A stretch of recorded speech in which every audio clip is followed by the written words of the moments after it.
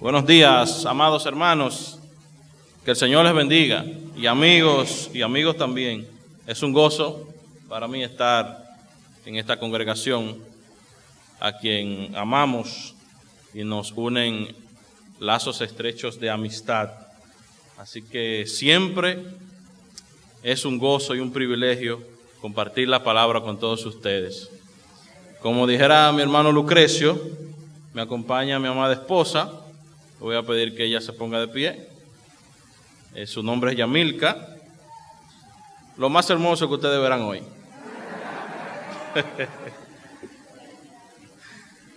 Así que sigan orando por nosotros, mis hermanos. Estamos en la iglesia, como ustedes saben, del Gregorio. Y allí estamos sirviendo para la gloria de nuestro Dios. Y necesitamos que ustedes oren por la iglesia, por nosotros. Así que no se olviden de eso. Vamos a ir a la palabra y vamos a ir al libro de Josué. Al libro de Josué, capítulo 4. Vamos a estar considerando todo el capítulo. Sin embargo, solamente vamos a leer los primeros 7 versículos. Uno como medio se engaña, uno ve todo aquí abajo tranquilo y cuando se sube aquí y ve allá arriba, se lleva tremenda sorpresa. Así que leemos los primeros 7 versículos en Josué capítulo 4. Dice la palabra de la siguiente manera: Cuando toda la gente hubo acabado de pasar el Jordán, Jehová habló a Josué diciendo: Tomad del pueblo 12 hombres, uno de cada tribu, y mandádles diciendo: Tomad de aquí, de en medio del Jordán, del lugar donde están firmes los pies de los sacerdotes, 12 piedras, las cuales pasaréis con vosotros, y levantadlas en el lugar donde habéis de pasar la noche. Entonces Josué llamó a los 12 hombres, a los cuales él había designado de entre los hijos de Israel, uno de cada tribu. Y les dijo Josué: Pasen delante del arca de Jehová vuestro Dios a la mitad del Jordán, y cada uno de vosotros tome una piedra sobre su hombro, conforme al número de las tribus de los hijos de Israel, para que esto sea señal entre vosotros. Y cuando vuestros hijos preguntaren a sus padres mañana, diciendo: ¿qué significan estas piedras?, ustedes les responderán que las aguas del Jordán fueron divididas delante del arca del pacto de Jehová. Cuando ella pasó el Jordán, las aguas del Jordán se dividieron, y estas piedras servirán.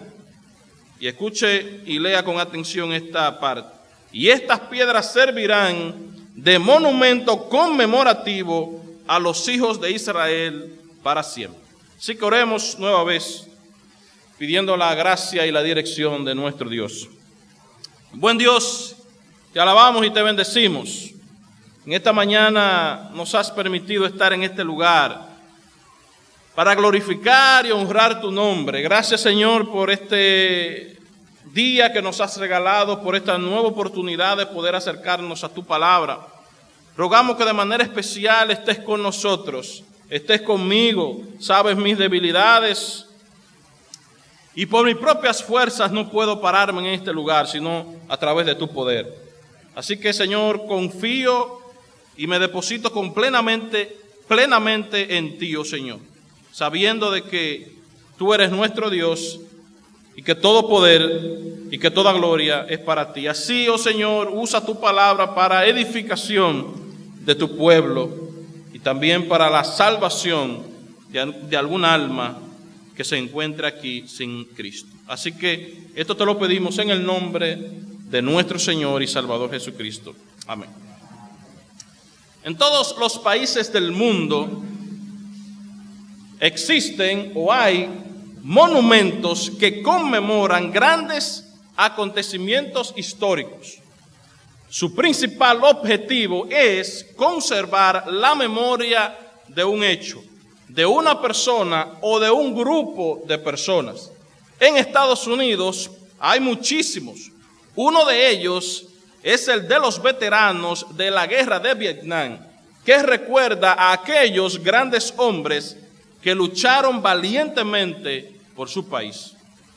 En el caso de nuestra tierra, también tenemos varios. Uno de ellos, el monumento a los héroes del 30 de mayo, el mismo está ubicado en la avenida George Washington, en Santo Domingo, y conmemora el hecho ocurrido el 30 de mayo de 1961, donde varios hombres asesinaron al dictador Rafael Leónidas Trujillo. El propósito de dicho monumento es recordar y honrar a aquellos héroes que valientemente decidieron dar de baja al entonces dictador que mantuvo a nuestro país por 30 años bajo una de las dictaduras más sangrientas del continente. Si usted llega a ver aquel monumento, lo primero que va a recordar es la libertad que consiguió el pueblo dominicano. El libro de Josué nos muestra una ordenanza que Dios hizo al pueblo judío. Ellos debían construir un monumento para recordar el paso del río Jordán, hecho que introdujo a la nación escogida por Dios a la tierra prometida. Pero antes, déjenme darle un pequeño resumen de los primeros 3 capítulos de este libro. En el capítulo 1 nosotros vemos todos los preparativos para el cruce del Jordán. Dios confirma a Josué como el nuevo líder de la nación de Israel en sustitución de Moisés. El capítulo 2 nos narra los espías siendo enviados a Jericó para verificar la tierra, siendo escondidos por Rahab, una historia que yo sé que usted recuerda muy bien, quien muestra ser una mujer de fe al proteger a estos hombres que venían de parte de Dios. El capítulo 3 registra el tan esperado cruce de aquel río y algunas ordenanzas para el pueblo cuando ya estuvieran establecidos. Al arribar entonces al capítulo 4, la nación de Israel pisa tierra. Llegan al lugar que Dios les había prometido. El capítulo comienza diciendo lo siguiente: cuando toda la gente hubo acabado de pasar, después de tantos años vagando por el desierto, muchos ya habían muerto, ya habían fallecido. Por fin el pueblo está en la tierra que fluye leche y miel. Y como el corazón humano es bastante olvidadizo y Dios lo sabe muy bien, Él no quería que Israel se olvidara de las grandes obras que Dios había hecho en medio de ellos. Así que ordena que se levante un monumento en memoria de la gran obra de liberación y salvación. Escuche esto, mi amado hermano. 12 hombres, uno de cada tribu, debían traer una piedra del medio del Jordán para ser puesta en Gilgal, lugar donde Israel iba a acampar luego del paso. Y este monumento serviría de recordatorio para las presentes, para los que se encontraban ahí, pero sobre todo para las futuras generaciones. Aquellos que no presenciaron aquel gran hecho, ellos a través de ese monumento iban a recordar la gran obra de Dios. Dios no quería que Israel olvidara sus grandes obras, apreciados hermanos, apreciados amigos. Dios no quería que su pueblo olvidara las grandes obras salvadoras, como tampoco Él quiere que nosotros, que usted y yo, olvidemos sus grandes obras. Así que, mis hermanos, recordemos las grandes obras salvadoras de nuestro Dios. Recordemos las grandes obras salvadoras de nuestro Dios. Y este recordar del cual nosotros hablamos no es meramente un vago recuerdo o simplemente traer a la memoria un hecho pasado. Va más allá, significa actuar acorde a la situación o circunstancia que lo produce. Por ejemplo, en el primer libro de Samuel, nosotros leemos que se acordó Dios de Ana. Y esto significa que Dios obró en favor de la petición que Ana había hecho. Cuando en el Nuevo Testamento encontramos que Dios no se acuerda de nuestros pecados y transgresiones, y en toda la Biblia, es porque no nos condena, obra a favor de nosotros. Entonces, este recordar es un obrar en favor de, en este caso, en favor de nuestro Dios, o para la gloria de nuestro Dios. Entonces, hermanos, ¿para qué usted y yo debemos recordar las grandes obras de Dios? ¿Para qué nosotros debemos recordar las grandes obras salvadoras de nuestro Dios? En primer lugar, para que estemos convencidos de que Él es fiel al cumplir cada una de sus promesas. Dios prometió a Abraham una tierra. Y esta promesa nosotros la vemos en Génesis capítulo 12. De él saldría una gran nación. Luego confirmó esa promesa a su hijo Isaac y también a Jacob. Esta nación, luego de la muerte de José, duró 400 años de esclavitud en Egipto. Como Dios no olvida sus promesas, eligió a Moisés para que fuera el gran libertador, el cual sería quien iba a dirigir a esa nación, a la tierra prometida. Este pueblo fue muchas veces rebelde.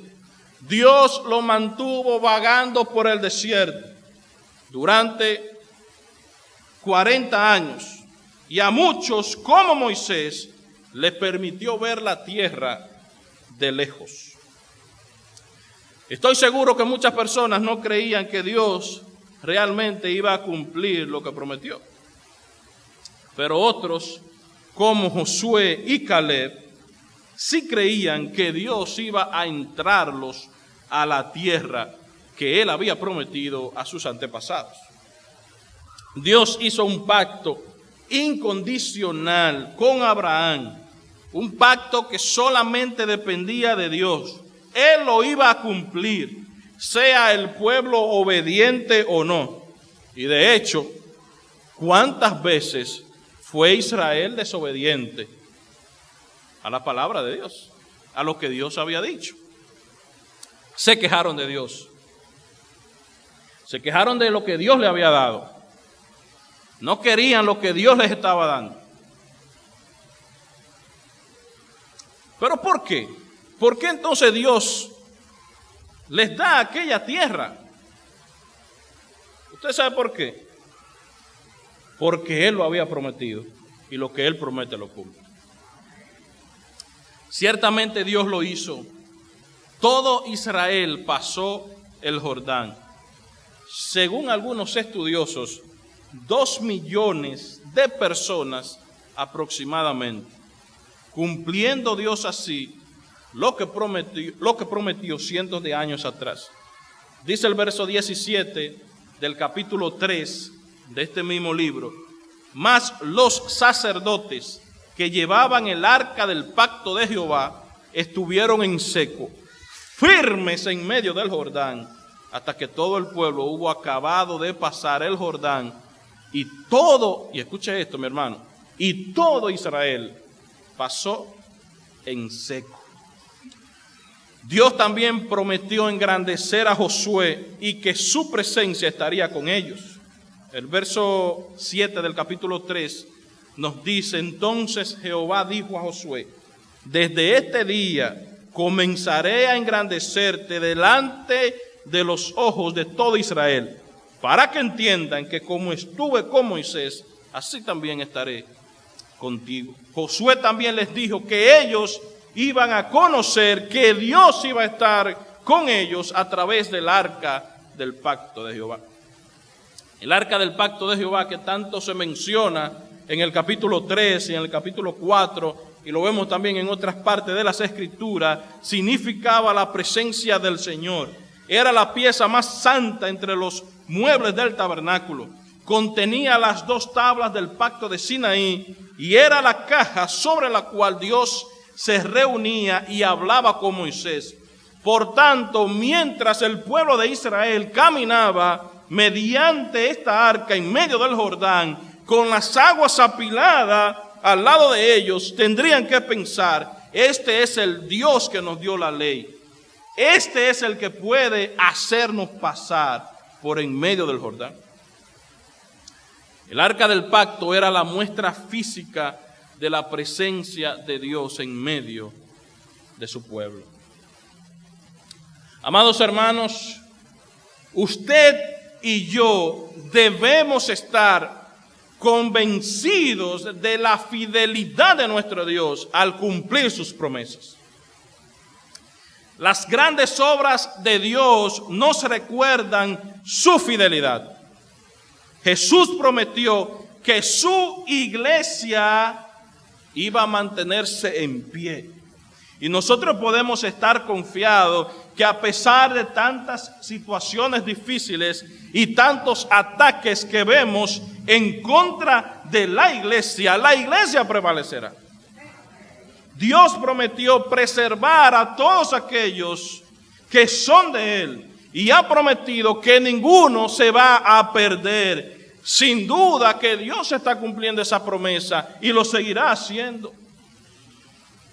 Si Dios dejara de cumplir alguna de sus promesas, si Dios dejara de cumplir alguna de las cosas que promete, dejaría de ser Dios. Pablo le dijo a Timoteo que él no puede negarse a sí mismo. Todos sus atributos convergen sin problemas. Ese es el Dios de las grandes obras, el Dios que tú y yo debemos recordar constantemente. Después de la caída, Dios hizo una promesa, Génesis capítulo 3, de la simiente de la mujer se iba a levantar uno que aplastaría a Satanás, uno mucho más poderoso que él. Isaías capítulo 53, en Isaías capítulo 53 se prometió un Salvador que cargaría con los pecados de la humanidad, uno que sería herido, uno que traería la paz y que sanaría las heridas del pecado, uno que iba a justificar a muchos llevando las iniquidades de ellos, uno que diría consumado es. Y aquel prometido en el cumplimiento del tiempo nació de una virgen, vivió sin pecado, cumplió todo lo que de él se dijo. Aquel cuyo reinado se prometió y que no tendrá fin es nuestro Señor y Salvador Jesucristo, cuya gran obra de salvación trascendió en el tiempo y en la mente humana. Dios cumplió todas sus promesas justificadoras en la persona de Cristo. Jamás, hermanos, nos olvidemos de su fidelidad. Amados, Dios desea que su pueblo guarde memoria de las bendiciones que hemos obtenido en Cristo. Y usted sabe que son muchas. Usted puede contar las bendiciones que ha obtenido en Cristo. No podemos contarlas, son muchas. Mira cómo dice Pablo a los Efesios: bendito sea el Dios y Padre de nuestro Señor Jesucristo, que nos bendijo. ¿Cómo nos bendijo? Con toda bendición espiritual en los lugares celestiales en Cristo. La nación judía debía recordar constantemente que la posesión de aquellas heredades no fue el resultado de las acciones de un pueblo empeñado en la conquista. No, se trataba del cumplimiento de una promesa del Dios fiel. Dios sigue cumpliendo sus promesas para que nunca se nos olvide que Él es fiel. Dios está cumpliendo sus promesas generales y también está cumpliendo promesas individuales en cada creyente.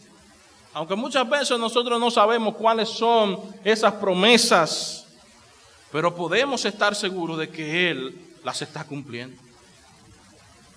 Hermanos, ¿están ustedes siendo confortados al saber que Dios está trabajando y cumpliendo todo lo que Él ha prometido?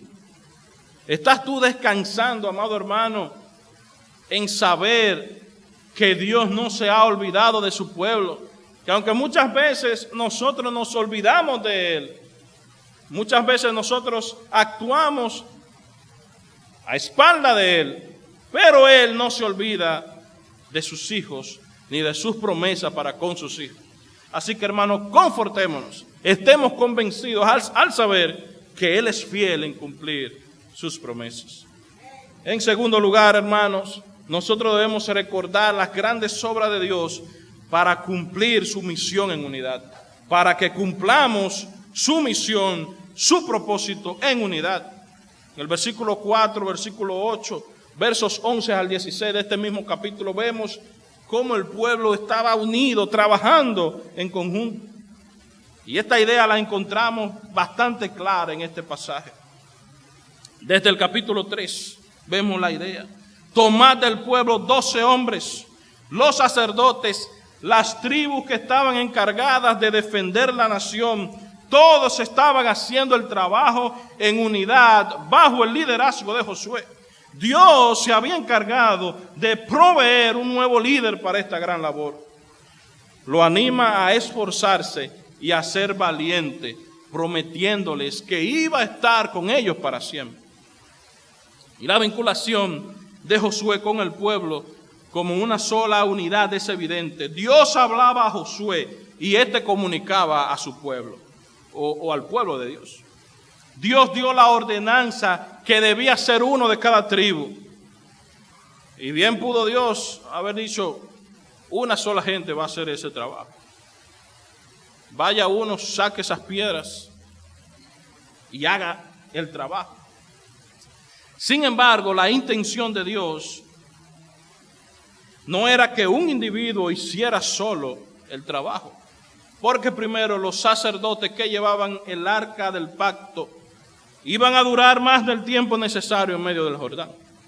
Segundo, Dios deseaba que todas las tribus estuvieran involucradas. Por eso dice uno de cada tribu. Cada uno hizo su trabajo sin quejarse. No era nada fácil sacar esas piedras del medio del Jordán. Nada fácil, hermano. Nos dice el verso 5 que Josué dijo, cada uno de los 12 tome una piedra en su hombro. De seguro no era una piedra tan grande, tampoco era una piedra tan pequeña, pero sí una lo suficientemente grande para que los hombres pudieran cargarla en sus hombros. Los mandamientos que el Señor había dado eran ejecutados, eran obedecidos de la mejor manera. Todo el capítulo 4 nos habla de un pueblo que diligentemente obedecía a las ordenanzas que Josué iba dando. La autoridad de Josué no se discutía. Era el encargado de guiar al pueblo en sustitución de Moisés. Dios mismo los respaldaba a través de lo que hacía.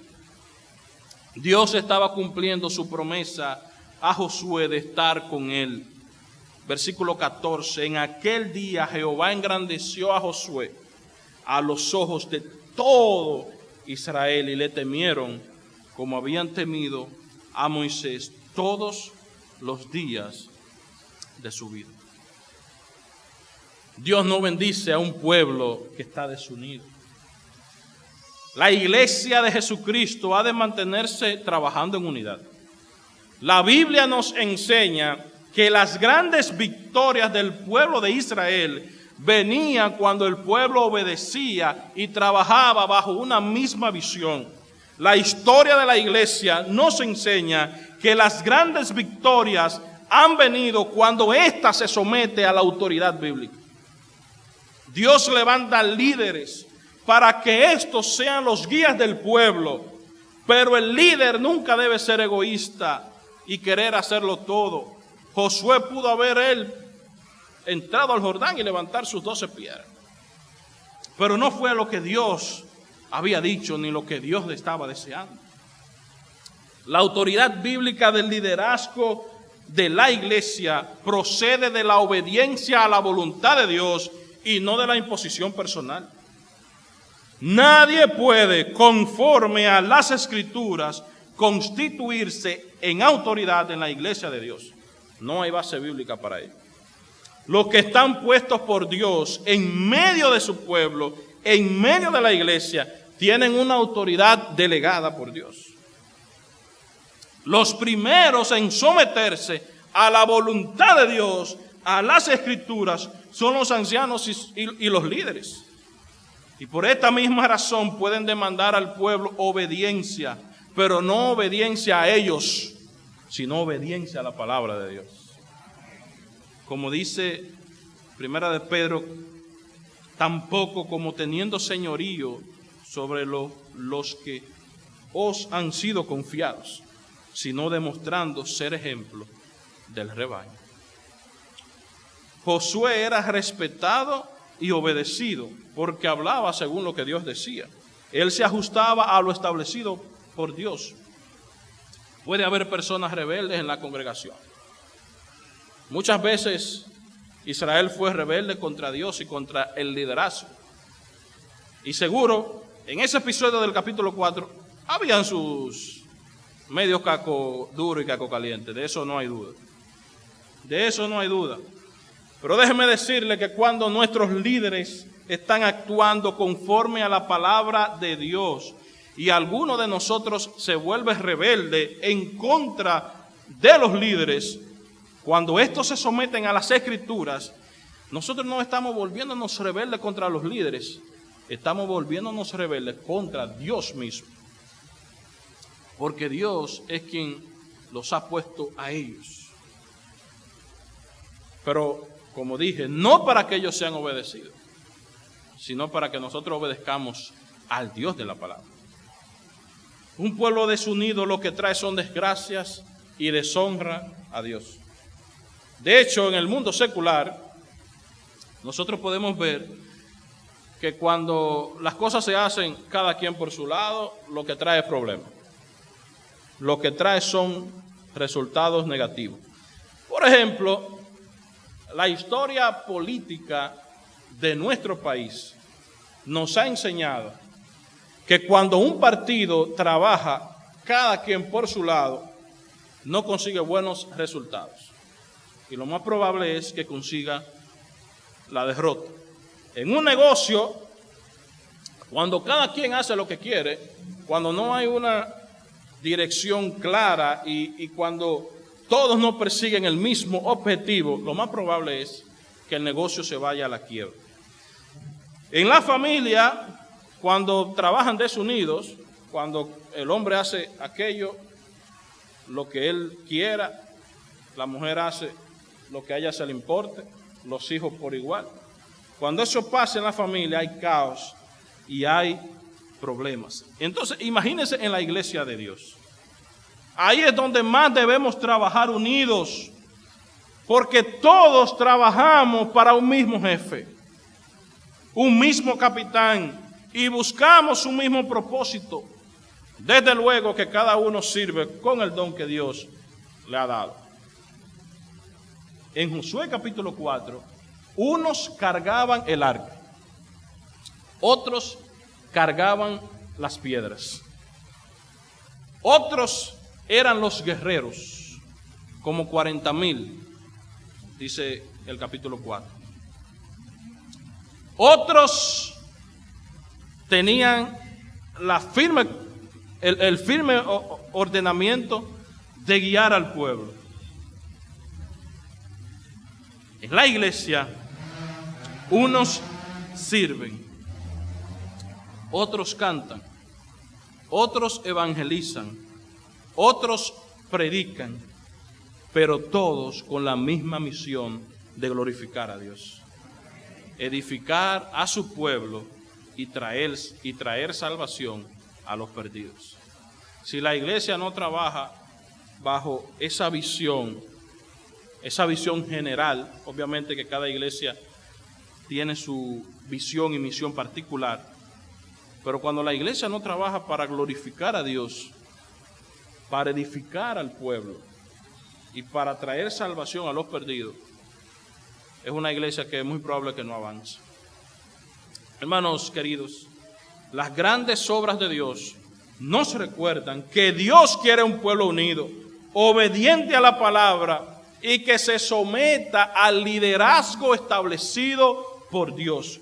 Dios se glorifica en medio de un pueblo que hace la obra en unidad, de un pueblo que está unido. En tercer lugar, debemos recordar las grandes obras de Dios para que contemos esas obras a las futuras generaciones. Versículos 6 y 7. Es una pregunta interesante. ¿Qué significan estas piedras?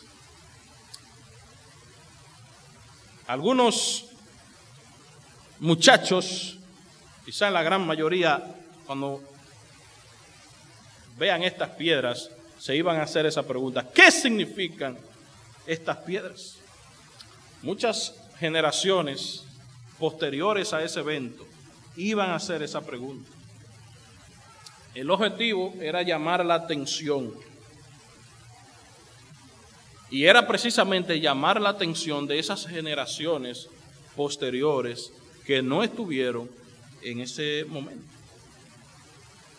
Cuando alguien preguntara sobre este monumento, debía recibir como respuesta toda la historia de lo sucedido, comenzando por la esclavitud en Egipto, siguiendo con la liberación, las andanzas en el desierto y el paso del Jordán.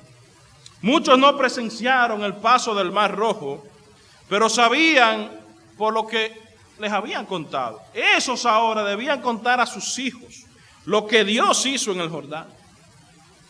Israelitas posteriores al evento se iban a sorprender a escuchar la historia. Y me imagino, y de verdad Dios hizo esto, y de verdad Dios dividió esas aguas. De verdad, ahí hay piedras, están esas piedras ahí. Esas piedras de verdad fueron sacadas del Jordán. Y ellos iban a responder, sí, pero no de la orilla. Esas piedras fueron sacadas del fondo del río. No sabemos cómo estaban esas piedras, lo más probable una amontonada arriba de la otra para así obviamente crear un monumento, pero se podía ver. Y me imagino a algunos padres contándoles a sus hijos. ¿Y saben qué? Que no solamente es ese monumento que ustedes están viendo. En el río hay otro. Allá abajo hay otro monumento. En el fondo. Según algunos comentaristas, en algunas épocas del año, el caudal del río bajaba y podía verse ese monumento. Y si alguien quería explorar, por curioso que fuera, en el fondo se iba a encontrar con ese monumento. Las futuras generaciones no tendrían ocasión de presenciar los hechos portentosos que sus antepasados habían visto, pero no por ello debían olvidarse de la omnipotencia y la fidelidad de Dios a quien debían adorar. En la casa de mis padres hay 2 matas de aguacates y una de mango. Que por cierto, la de mango, la doña la quiere mochar por las hojas que tira. Y yo digo, doña, si usted mocha esa mata, usted va a cometer un crimen. Y ella siempre me dice, ay, lo que pasa es que tú no estás aquí recogiendo las hojas que eso tira. Pero esas matas me recuerdan una gran obra que mi papá hizo al sembrarlas. Y cada vez que yo la veo, y sobre todo me como los aguacates y los mangos, pienso bastante en esa gran obra que él hizo. Y otra gente también come. De la misma manera, Dios dejó ordenanzas a la iglesia, que es un vivo recuerdo de su obra. Y una de ellas es un memorial perpetuo hasta que Él venga, la cena del Señor. Y otra, también, el bautismo.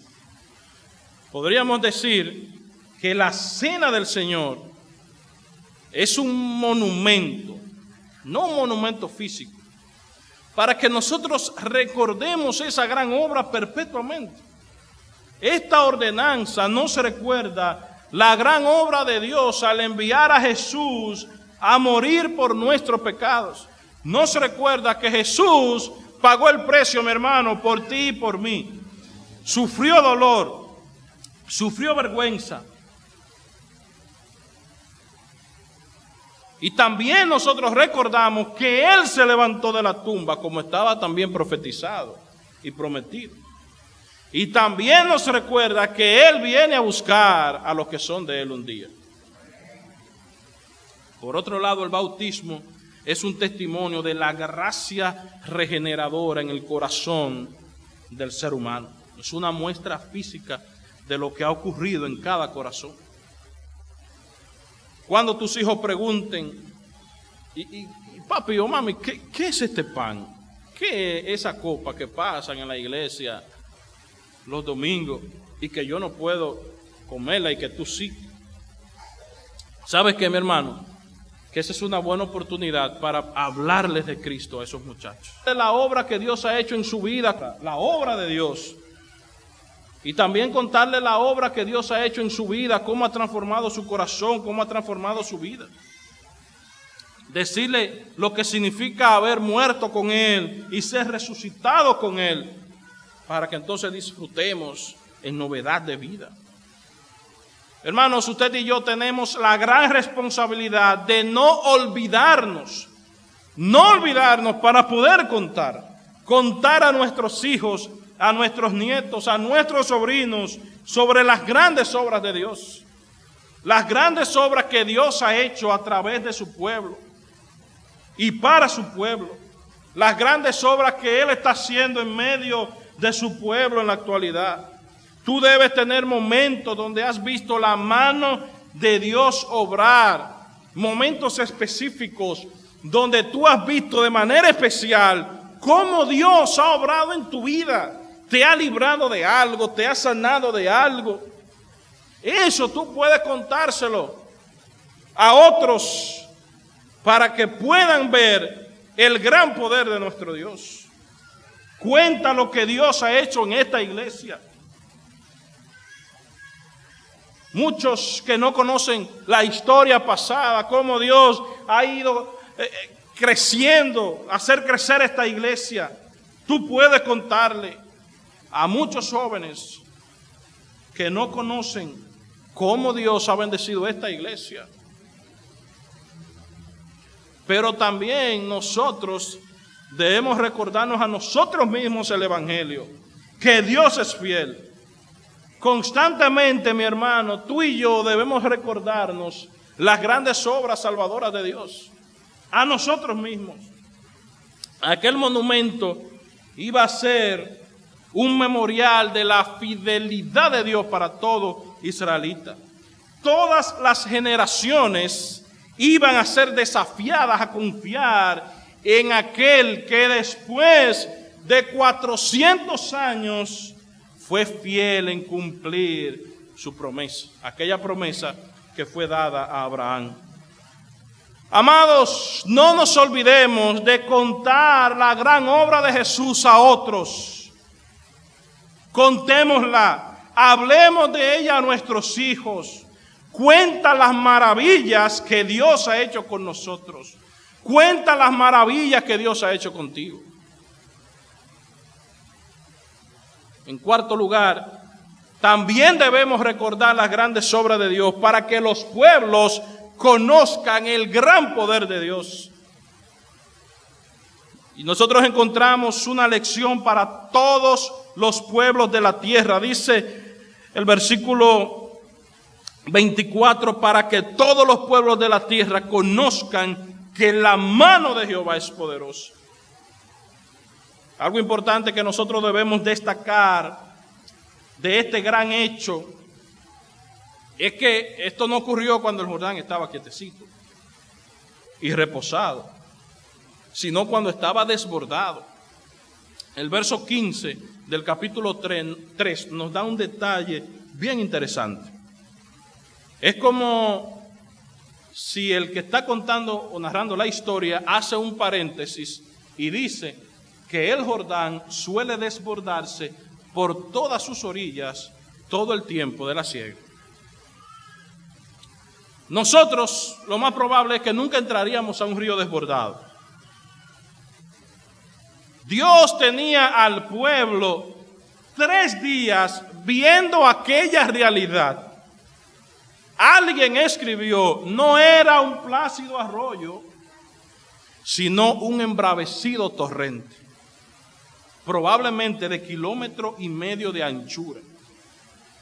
Alguien pregunta, ¿y por qué Dios elige ese momento para hacer cruzar al pueblo? ¿Por qué Dios no espera que el río esté calmado para hacer cruzar al pueblo? ¿Por qué en el momento que está desbordado? Dios decidió hacerlo así porque Él se deleita en mostrar su poder ante la debilidad humana. Aquellos que quieren hacerse más grandes que Dios tienen que reconocer las grandes obras de Dios. Aquel milagro en una ocasión, cuando el río estaba desbordado, estaba en su máxima expresión, Dios lo dividió y todo el pueblo pudo cruzar. Sin duda que esta no era la única prueba del gran poderío de Dios. Él mismo había abierto el Mar Rojo. El Dios a quien nosotros servimos hace prodigios y milagros cuantas veces sea necesario para el cumplimiento de sus designios. La omnipotencia de Dios como uno de sus atributos esenciales debe ser reconocida por todos los pueblos. El milagro del paso del Jordán debía producir en todos los pueblos el reconocimiento de la omnipotencia del Dios Todopoderoso de Israel. Amados hermanos, compartamos con otros el glorioso evangelio de Jesucristo. Pablo dice que el evangelio es poder de Dios para salvación. La gente debe y necesita escuchar el gran poder desplegado en la cruz de Cristo. La gente necesita saber el gran poder en la resurrección de Jesús. Debemos hacer memoria de todas esas grandes obras para que los pueblos conozcan el gran poder de Dios. Mucha gente lo sabe, pero debemos recordárselo. El Señor que abrió el Mar Rojo, que abrió el río Jordán, es el mismo que sigue mostrando su poder hoy en día. Él no ha cambiado, Él no se ha movido. Él es aquel que sigue demostrando su poder a través de las diferentes experiencias en nuestro diario vivir. La iglesia tiene un llamado especial de dar testimonio, porque a través de ella los inconversos verán el poder de Dios. Estamos llamados como iglesia a dar testimonio de ese poder. Ver el arca del pacto siendo llevada por los sacerdotes y estando firmes en medio del Jordán, viendo esa impresionante pared de agua de lado y lado. Y cruzando en seco. Dios estaba fortaleciendo a su pueblo en ese momento. Y el arca del pacto iba adelante. Y me imagino al pueblo pensando, el arca va adelante. Y eso significa que Dios está con nosotros. Los pueblos de alrededor debían conocer todo lo que Dios había hecho y estaba haciendo. Las piedras representaban el gran poder de Dios. Amado, que no se nos olvide contar a los que nos rodean que servimos a un Dios todopoderoso. En último lugar, debemos recordar las grandes obras de Dios para que le temamos por siempre y para siempre. Dice la parte última del versículo 24, para que temáis a Jehová, vuestro Dios, todos los días. Este pasaje termina con una exhortación para su pueblo. Lo que Dios había hecho debía despertar temor en ellos, un respeto reverente delante de Dios. El temor no debe confundirse con miedo o con un sentimiento de pavor o de terror. No es eso. Más bien es un respeto como un hijo a un padre o a un buen padre. El temor es el resultado de alguien que conoce a Dios. Su presencia en medio de su pueblo debía conducir a ese pueblo a comportarse conforme a la voluntad de Él. Temer a Dios es actuar en consecuencia de. Precisamente estos hombres y mujeres que cruzaban el Jordán hicieron esto. Las grandes obras de Dios producirían en los judíos un gran temor. Ellos no tenían otra opción que caer rendidos a sus pies. El monumento iba a recordarles honrar a Dios, ya que Él había obrado a favor de ellos. La iglesia también ha sido llamada a tener un temor reverente delante de Dios. Ese temor debe ser la experiencia que conduzca a toda acción buena como hijos de Él. Ese temor no debe ser abstracto, es decir, no puede quedar oculto, debe manifestarse. Debe manifestarse en un amor y respeto por la palabra de Dios. Quien teme a Dios va a amar su palabra y va a honrarla porque ella es la misma voz de Dios. Quien ha conocido a Dios y quien teme a Dios se deleita en su palabra. El temor a Dios conduce a una vida limpia de testimonio. Es una vida separada del pecado para vivir una experiencia de santidad en la vida personal. Proverbios capítulo 8, verso 13 nos dice: el temor de Jehová es aborrecer el mal, la soberbia y la arrogancia, el mal camino y la boca perversa. Cualquier manifestación continua de pecado en la vida del creyente es un descrédito para aquellos que no creen y un mal testimonio para Dios. También el temor a Dios producirá un ardiente deseo de obedecer los mandamientos de Dios. Quien ama y teme a Dios no solo va a meditar en su palabra, sino que también va a guardarla. Si me amas, dijo Cristo, guardad mis mandamientos. La ausencia del temor de Dios en la vida de un creyente es la puerta que abre el paso a la senda del pecado, que termina en un fracaso personal y el agravio a la iglesia de Cristo. Pero una generación que teme a Dios, que teme al Señor, se esfuerza en vivir para la gloria de Él. En conclusión, amigo que estás aquí, el Dios de las grandes obras quiere hacer una gran obra en tu vida en esta mañana. Por eso pon tu fe en Cristo y serás completamente salvo. Queridos hermanos, el libro de Josué termina con su autor diciéndoles al pueblo lo siguiente. Josué capítulo 21, verso 45. No faltó había hecho a la casa de las buenas promesas que el Señor había hecho a la casa de Israel. Todas se cumplieron. Dice el verso 23, capítulo 23, verso 14.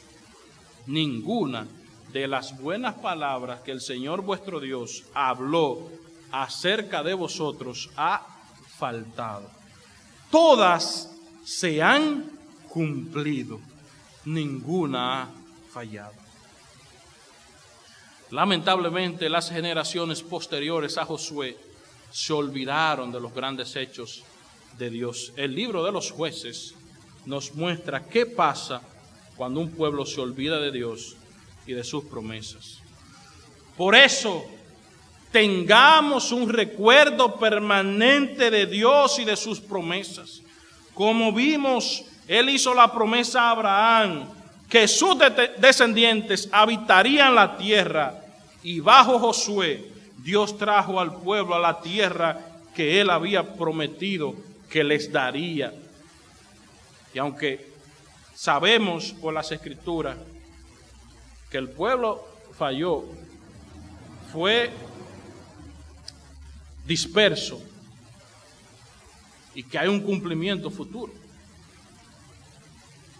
Pero esta obra del paso del río Jordán completó la misión de redención que Dios comenzó con Moisés al sacar a Israel de Egipto.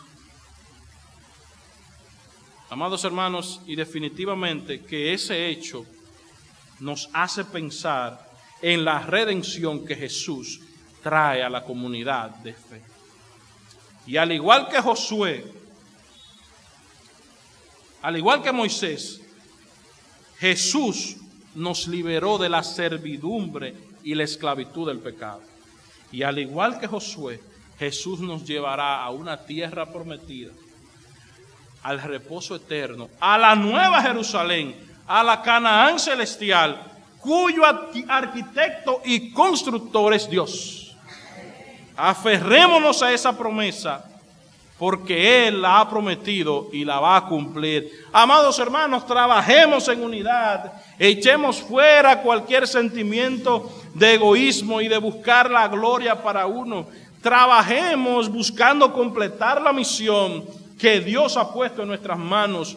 No nos olvidemos, amados hermanos, de contar los hechos poderosos de Dios en nuestras vidas a otros, desde el momento en que creímos y siguiendo en cada suceso que Dios ha usado para transformar nuestras vidas. Contémosles a nuestros hijos, cuéntales a los que te rodean que tú les sirves a un Dios vivo y poderoso.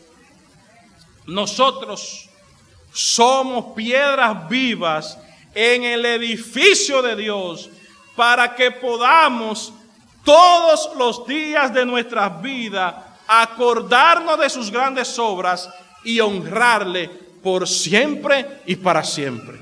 Que Dios bendiga su palabra en esta mañana y que nos ayude, amados hermanos, a recordar los hechos poderosos de nuestro gran Dios y que a Él le demos toda la gloria y toda la honra.